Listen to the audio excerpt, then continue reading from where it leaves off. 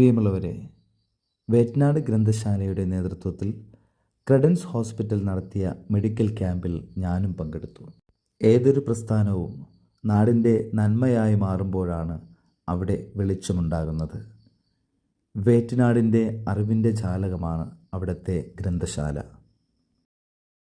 നാടിൻ്റെ വികസനത്തിനും പുരോഗതിക്കും വേണ്ടി എല്ലാവിധ സാംസ്കാരിക സാമൂഹിക പിന്തുണയും വേറ്റനാട് ഗ്രന്ഥശാലയിലെ കമ്മിറ്റി അംഗങ്ങളും നാട്ടുകാരും ചേർന്ന് നടത്തിവരുന്നു.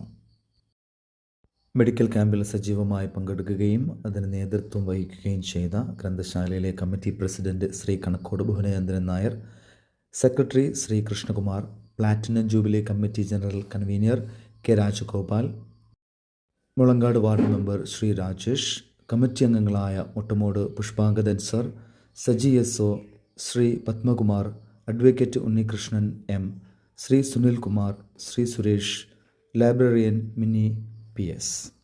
മെഡിക്കൽ ക്യാമ്പിൻ്റെ വിജയത്തിനായി പ്രവർത്തിച്ച കമ്മിറ്റി അംഗങ്ങൾക്കും എല്ലാ നല്ലവരായ നാട്ടുകാർക്കും എൻ്റെ ബിഗ് സല്യൂട്ട്.